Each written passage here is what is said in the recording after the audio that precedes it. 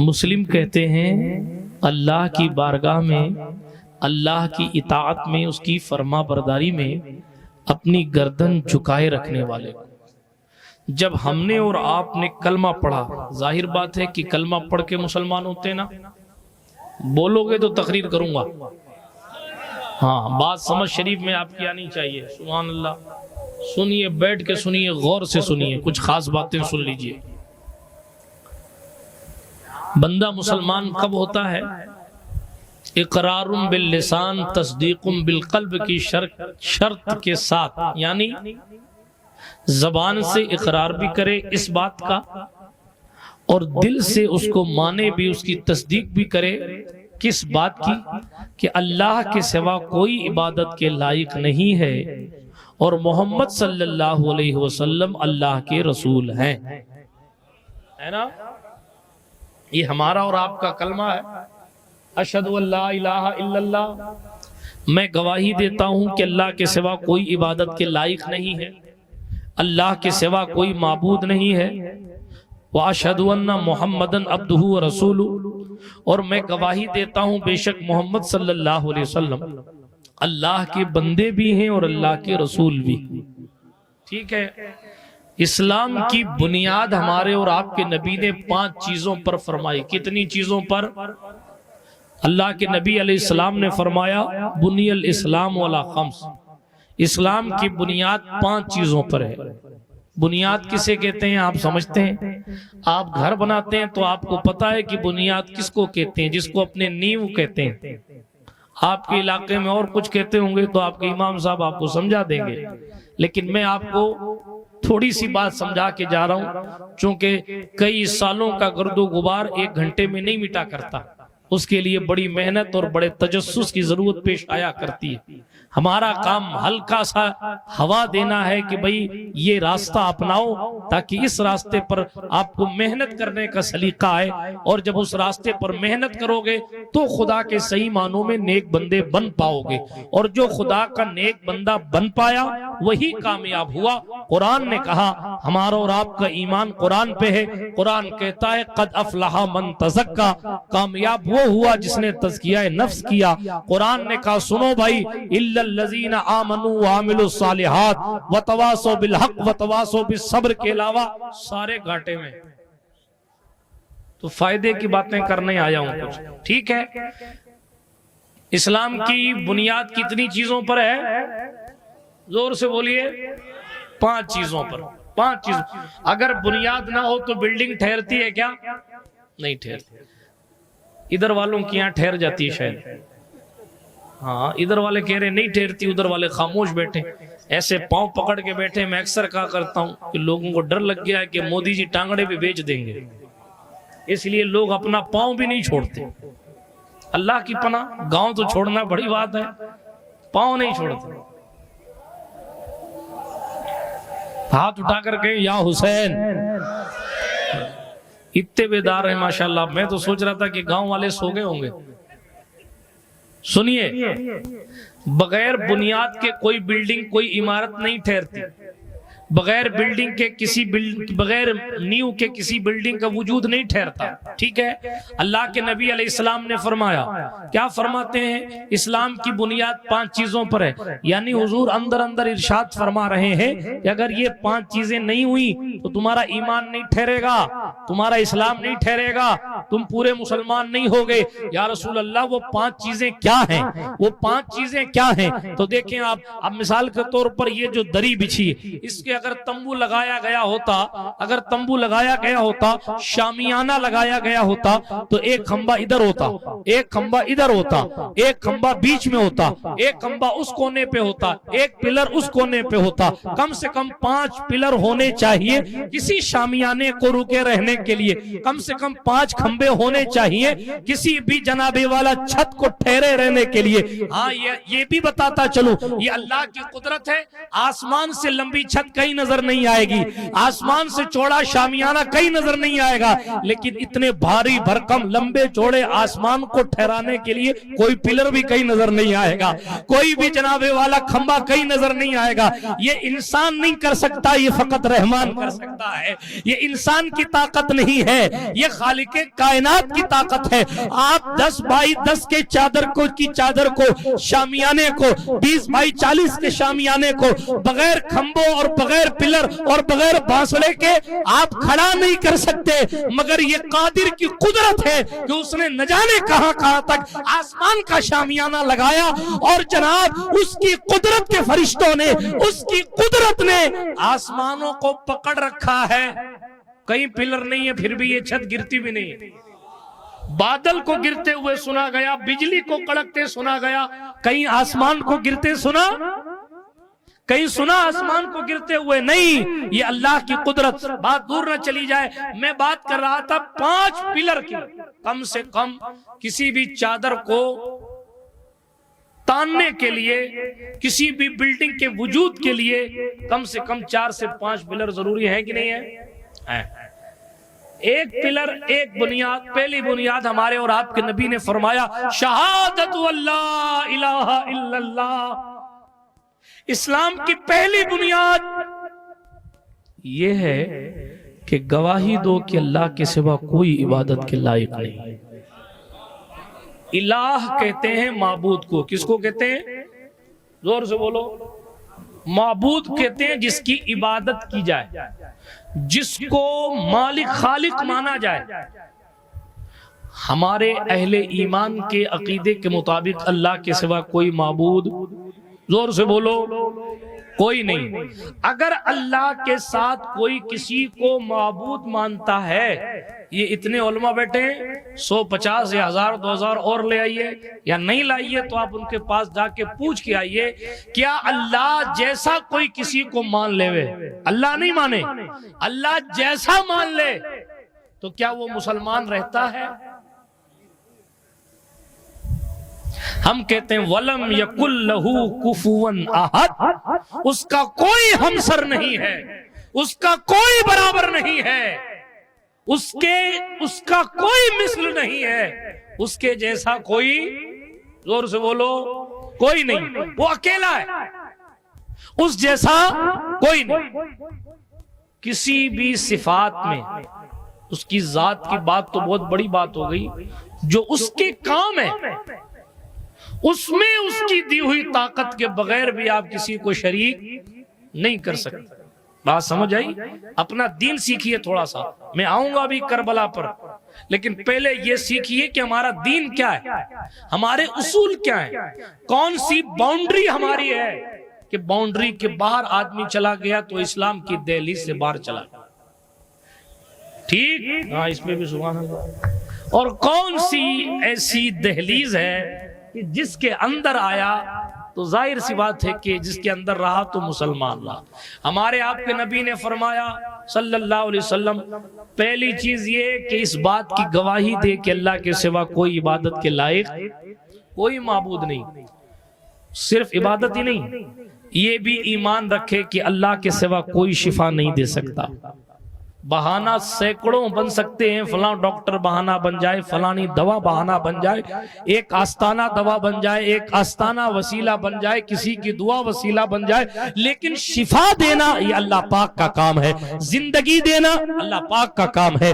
زندوں کو موت دینا, بولو جلدی جلدی بولو, اللہ پاک کا کام. زندوں کو موت دینا اللہ پاک کا کام. اولاد عطا فرمانا اللہ پاک کا کام. سانپ کاٹ لے تو زہر سے شفا دینا اللہ پاک کا کام ہے. جناب کتا کاٹ لے تو شفا دینا اللہ پاک کا کام. ساری بیماریوں کی شفا دینے والا اللہ پاک ہے.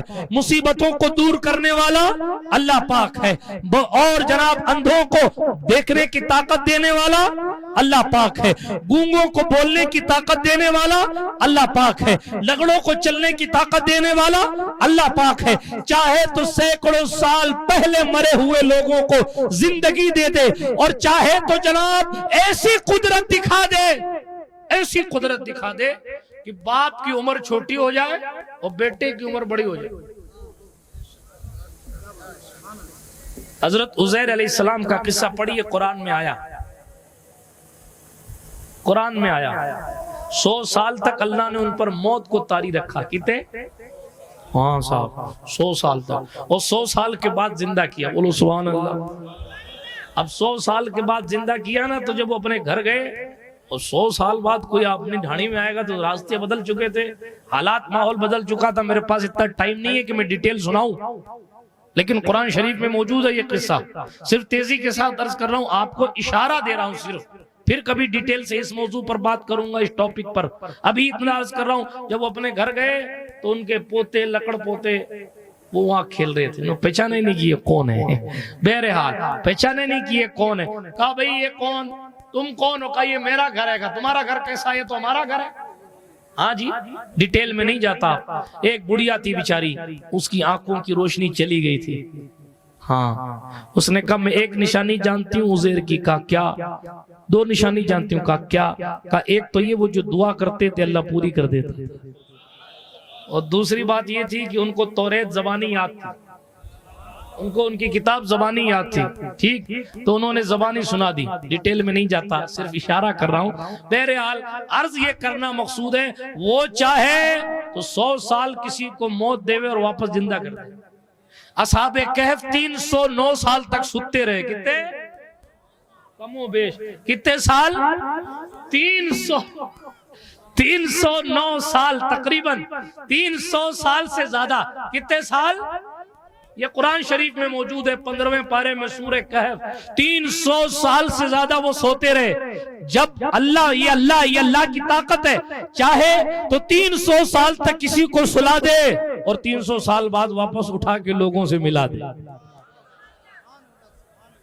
چاہے تو 30 منٹ بھی نیند نہیں آنے دے.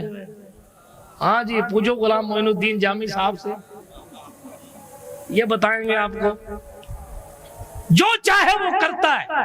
بات سمجھ آئی؟ میں صرف اتنا آپ کو بتانا چاہ رہا ہوں کہ جب اصلی ساری طاقتیں اس کے پاس ہیں، اگر کوئی شخص کتا کاٹ لے، ہمارے ادھر جالور وغیرہ کی طرف کئی ایک ایسے علاقے ہیں جہاں لوگوں کو کوئی بیماری ہو جائے یا کتا کاٹ لے تو مندر میں چلے جاتے. ادھر چلے گئے صاحب. کیوں گئے؟ ارے وہ ایسا ٹوٹکا کرنے کے لیے گئے کہ دونوں کان اگر زکام کی وجہ سے پیک ہوں تو کان میں روئی ڈال کے صاف کر کے واپس سنیے گا کہ کیا کہہ کے گئے تھے. اگر کسی نے مورتی کے سامنے جا کر اس کو کچھ مانا تو وہ اسلام کی باؤنڈری سے باہر ہو. جی، اس نے اگر نکاح کیا تھا اسلامی طریقے سے تو اس کی بیوی اس کے نکاح سے باہر. اگر وہ کسی پیر صاحب سے مرید ہوا تھا تو اس کی بیعت ٹوٹ گئی. یہ اسلام کی اپنی حد ہے. آپ کے گھر کی باؤنڈری ہوتی ہے نا، آپ کے کھیت کی باؤنڈری ہوتی ہے.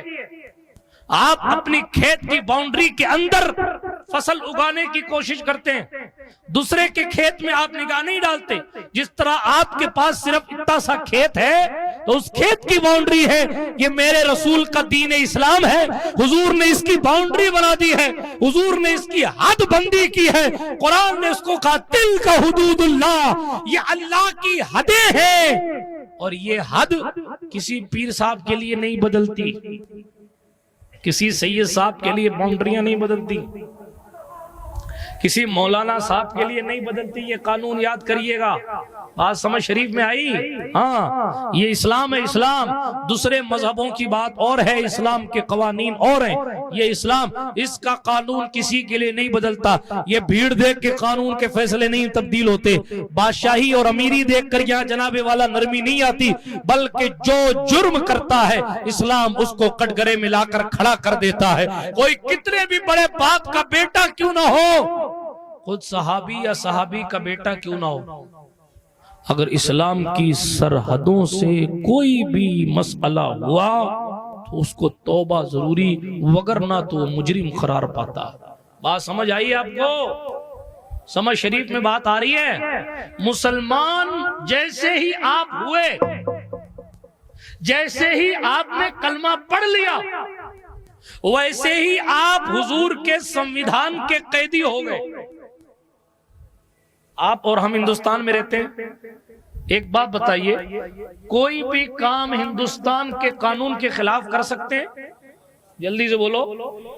وہ پیچھے والے ایسا لگ رہا ہے کہ مودی جی سے پیکٹ کر کے آئے وہ کر سکتے ہیں.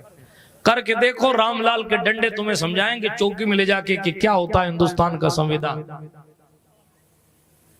ہم ہندوستان میں رہتے ہیں، ہندوستان کا قانون فالو کرنا ہمارے لیے پہلے تو ہماری نیتک اور سماجک ذمہ داری بھی ہے، اور پھر ہم پر ضروری بھی ہے کہ ہم ہندوستان کے سنویدھان کو فالو کریں۔ بات سمجھ میں آئی؟ اگر نہیں تو پولیس والے ماریں گے۔ زیادہ اونچ نیچ کی راسوکا لگا دیا جائے گا، راشٹر دروہ کا مقدمہ چلا دیا جائے گا، آپ وطن کے غدار ہیں اس کا لیبل لگا دیا جائے گا، آپ کو وطن سے باہر بھی بھگایا جا سکتا ہے کب؟ اگر آپ وطن کے قانون کی حفاظت نہیں کریں گے۔ یہ سنویدھان بھیم راؤ امبیڈکر نے بنایا ہے۔ کس نے بنایا ہے؟ بھیم راؤ امبیڈکر نے بنایا ہے۔ امبیڈکر کا بنایا ہوا سنویدھان اگر کوئی فالو نہ کرے تو اسے ڈنڈے پڑتے ہیں۔ وہ مدینے کی سرکار کا بنایا ہوا سنویدھان اگر کوئی فالو نہیں کرے گا، یوں ہی گھومتا پھرتا چلا جائے گا، اس کو فرشتے نہیں پکڑیں گے، اس کو جہنم کا عذاب خدا نہ کرے چکھایا نہیں جائے گا۔ آج آپ کسی کی نہ بھی مانیں، ارے ہمارے تو بڈیرے کرتے تھے تو ہم کریں گے، مولوی صاحب تم نہیں سمجھتے ہو، ہم سمجھتے ہیں، تم سے زیادہ فرشتے سمجھتے ہیں۔ قبر شریف میں تشریف تو لائیے، تب پتا چلے گا کیا سمجھتے تھے اور کیا نہیں سمجھتے تھے۔ اگر کوئی قبر سے جا کر واپس آ سکتا تو اور آپ کو بتاتا کہ ہمارے ساتھ کیا گزری ہے، تو میں نہیں کہہ سکتا کہ ہماری آپ کی زندگی کا کیا حال ہوتا، کیونکہ ہمارے اور آپ کے نبی صلی اللہ علیہ وسلم نے ارشاد فرمایا ہے، جو میں دیکھتا ہوں اگر وہ تم دیکھ لیتے، ہمارے اور آپ کے نبی نے فرمایا جو میں دیکھتا ہوں اگر وہ تم دیکھ لیتے تو جن چیزوں سے فائدہ اٹھانا حلال اور جائز ہے تم وہ بھی چھوڑ دیتے اور جنگل کی طرف نکل جاتے اور لوگوں سے تعلقات ختم کر دیتے۔ بات سمجھ شریف میں آئی؟ ہاں مشکل سے آئے گی لیکن آنی چاہیے۔ کیا کہنا چاہ رہا ہوں؟ اسلام کی بنیاد میں سے پہلی بنیاد یہ ہے کہ ہم شفا مانگتے ہیں تو اللہ پاک سے مانگتے ہیں، وسیلہ نیکیوں کا لے لیتے۔ اے اللہ ہم نے سورہ فاتحہ پڑھی ہے تو تیرے نام کے صدقے مجھے شفا دے دے۔ اے اللہ ہم تیرے محبوب بندے غریب نواز کے یہاں آئے ہیں، اس بندے نے تیرا بہت نام لیا ہے، اس تیرے نیک بندے کے صدقے مجھے بیماری میری ٹھیک کر دے۔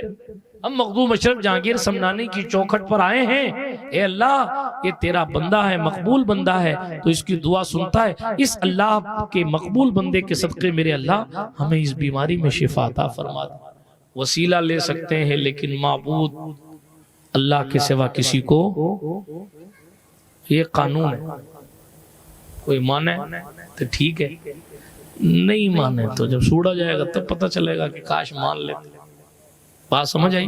اسلام کی اپنی سرحد ہے، ٹھیک؟ اس لیے اللہ کے گھر کے سوا دوسری عبادت گاہوں میں جانا جائز، زور سے بولو ہاں، اور جایا بھی مت کیجئے، جائیں گے اتنے سے فائدے کے لیے بہت بڑا نقصان کر گیا ہے، ایمان جانے کا اندیشہ اور خطرہ۔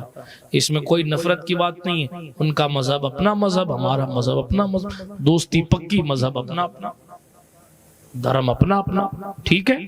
آگے چلیے۔ 5 بنیادوں میں سے پہلی چیز کہ اللہ کے سوا کوئی عبادت کے لائق نہیں۔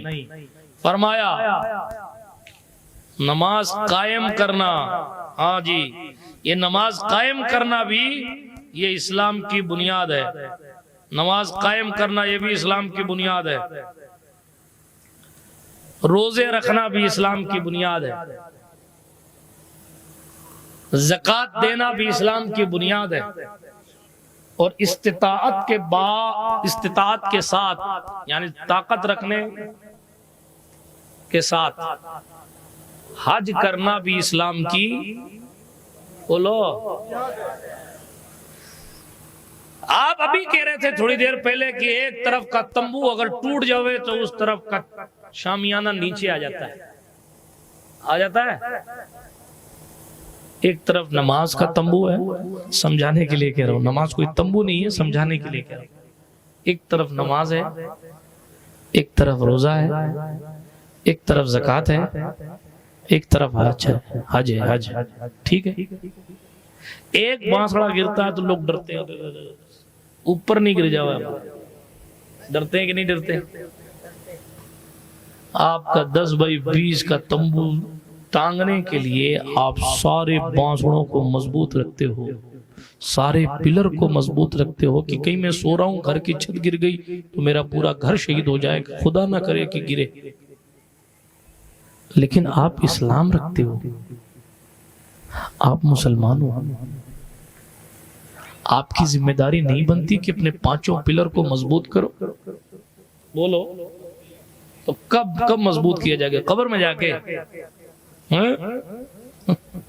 قبر میں جا کے مضبوط کریں گے؟ وہاں تو الگ تمبو کھینچے جائیں گے،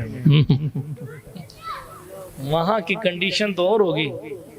ہاں وہ تو پتہ نہیں نا لوگوں کو کہ قبر اندھیری کتنی ہے جی۔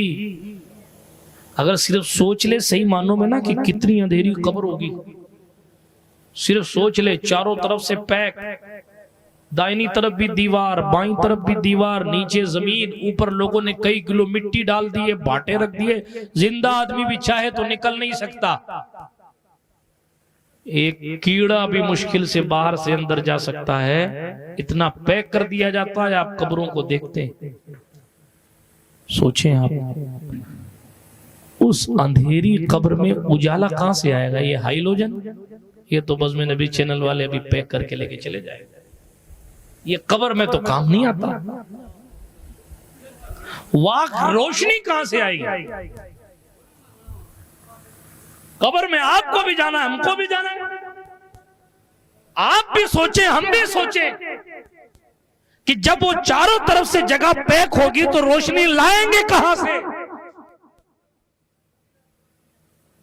آج ایک کمرے میں ہوا تھوڑی کم جائے تو لوگ کہتے ہیں امس بہت زیادہ ہے، بنیان پسینے سے تر ہو گیا، چلو فلاں کھیت میں بیٹھتے ہیں، کھلے آسمان کے نیچے بیٹھتے ہیں تاکہ کچھ ہوا چلے گی تو آئے گی۔